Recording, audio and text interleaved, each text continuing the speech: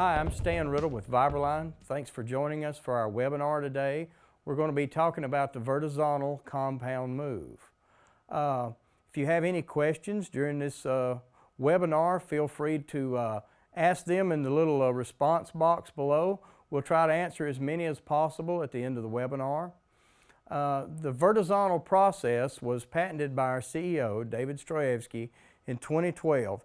And it sounds like a cute marketing term, but it's actually quite a big time saver in the alignment process. It simply means with one or two spins of the shaft, you can complete both the vertical and the horizontal alignment process. You know, in the past, the old way of aligning was like this, and many of you may remember this. You would take a measurement, loosen the bolts, add the shims, correct the vertical, tighten it down, remeasure, then you would loosen the bolts, correct the vertical again, tighten it down, make the corrections, measure, loosen again, correct the horizontal, tighten the bolts down, remeasure, and on and on and on. And you know, what was a bad alignment at 8 o'clock in the morning looked pretty good by about 3 o'clock in the afternoon. So the real benefit, or the real reason it took so many measurements in times past, and maybe even with you now, is really pre-alignment steps. Uncorrected soft foot can mean that the values changed when you tightened and loosened the bolts. And we learned how to work around that, but it was still very time consuming. If you had coupling backlash, it could cause measurement errors. And not tightening the bolts in a repeatable pattern could cause the motor to pitch slightly differently each time the bolts were tightened. So how does the Verti-Zontal process prevent these errors? First of all, when soft foot is minimized, the measurements at the coupling will be almost identical whether all the bolts are loose or all the bolts are tight. By controlling the backlash, it means that the lasers or the dials are in the same relative angular position to each other each time.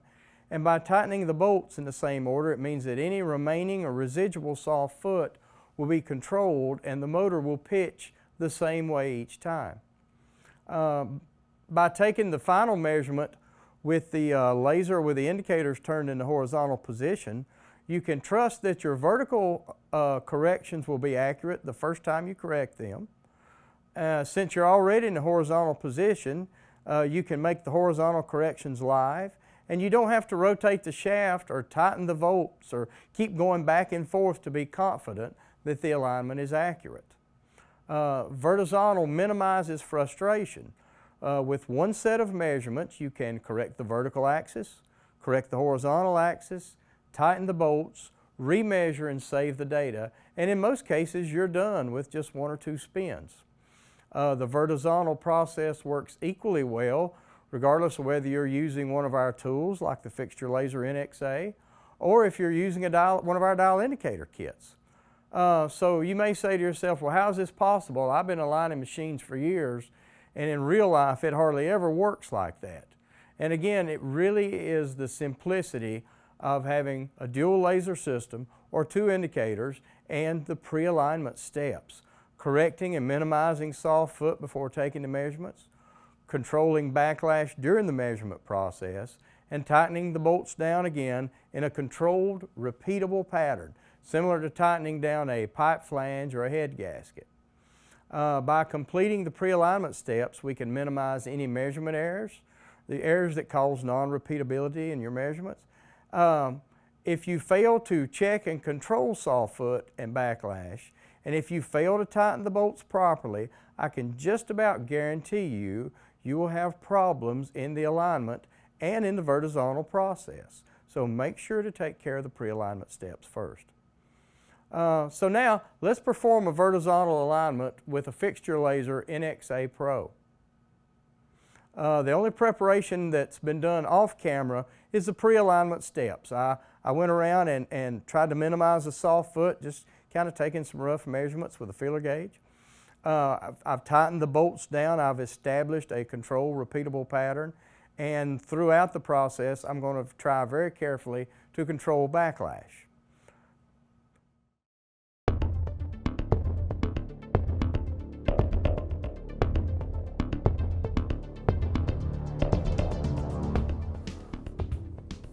It is out of alignment. I've checked and made sure. So I'm going to enter my dimensions.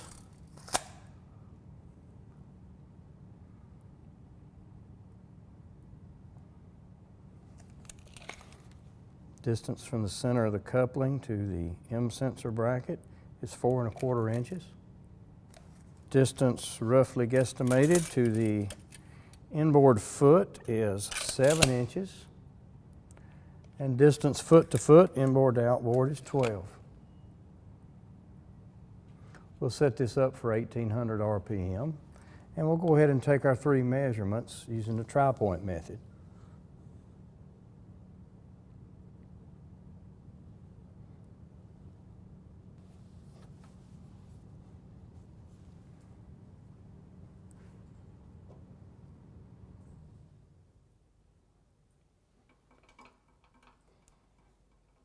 And I'm using a stop over on the other side simply to give me an extra hand because this machine turns fairly freely on its own.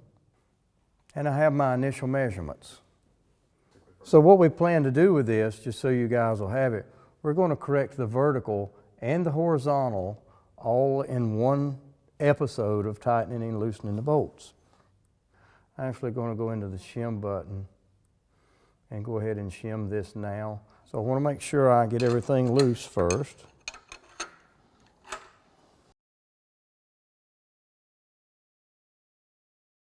So what I need is about 15 thousandths, I believe, all the way around.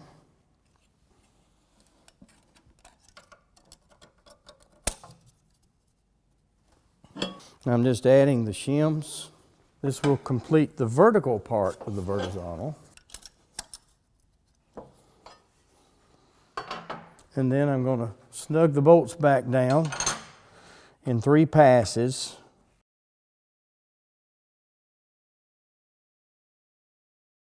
Now, we've completed the vertical part of the alignment. We've added shims to lift it roughly 15 thousandths in the front, 14 in the back. Now we'll go live with it horizontally, and we will make the horizontal corrections as needed. The numbers changed slightly from when everything was tight because I picked it up to add shims. So what I'm going to do now is start adjusting this motor horizontally. I'm using jacking bolts for this to correct the horizontal misalignment. And I just want to tighten a little at a time. No big rush. It's better to work slow than work fast most of the time. So we're getting there.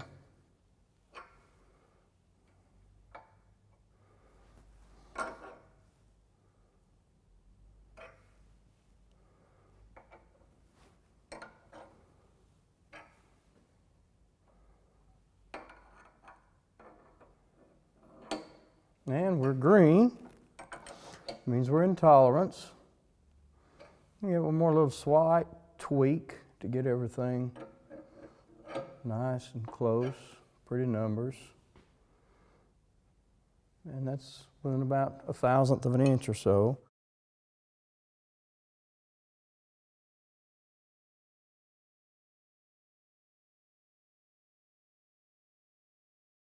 And now, we're in good shape horizontally, but we don't know what the vertical is yet. All we've done is add the shims that we expect will correct it. If I rotate these back to vertical, if we've done a good job with our VertiZontal process, we'll be in alignment, and we are.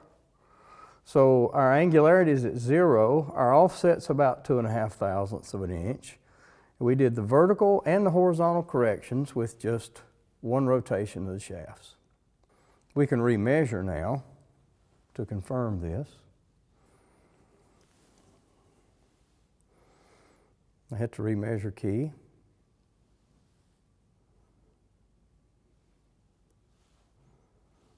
We'll take our first measurement. Our second measurement, being careful to control and minimize any backlash that might exist in the coupling. Then I'll roll over and this case, since I'm using this stop, I'll gently roll it over onto that. And I'll take the third measurement.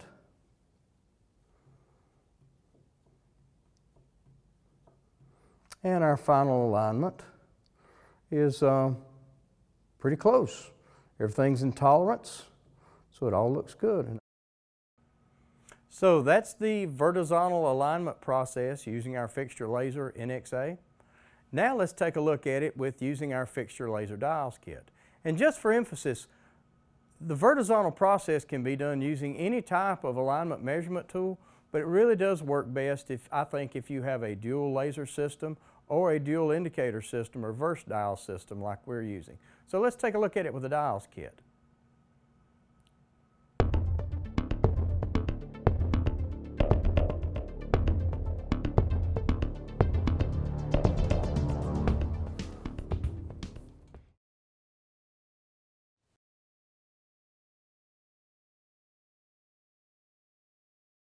Zero both dials at the 9 o'clock position. While controlling for backlash, rotate the dials 180 degrees to the 3 o'clock position. Watch the dials as you rotate and take note of the direction both needles are moving, positive or negative.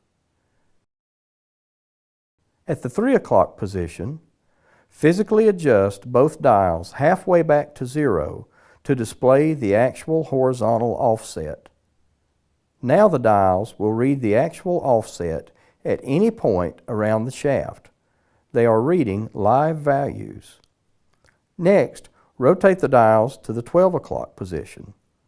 The dials will read the actual vertical offset value live. Calculate the values at the feet.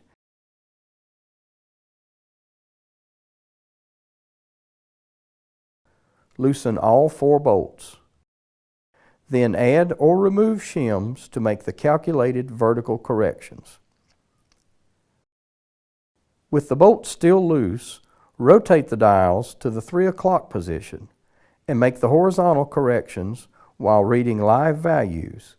Use the near-near, far-far method to accomplish this. Adjust the front feet of the movable machine while watching the movable dial, and adjust the rear feet while watching the stationary dial. With this method, you will walk the movable machine into alignment. Continue to adjust the feet until both dials read 0. This completes the VertiZontal correction. You can now tighten the bolts and remeasure. If necessary, repeat the VertiZontal process until the alignment is within tolerance. So now you can see how easy it is to utilize a VertiZontal compound move. That's why we teach it. That's why our laser systems use it. That's why our Dials app utilizes it. VertiZontal compound move helps you with these things. It requires fewer moves. It requires less tightening and loosening of the bolts. It's faster, it's more accurate, and it's less frustrating. So that's the VertiZontal in a nutshell. It's a pretty cool process, I think. It's really a time saver, makes your alignments go a lot faster with a lot less frustration. But remember, for VertiZontal to be the most effective, you must perform the pre-alignment steps. Get rid of the soft foot, tighten the same way each time, control backlash in the coupling or any looseness in the machine at all. So now we'd like to hear from you. So take a minute now to ask any questions you might have using the form below, and we'll do our best to answer as many as we can.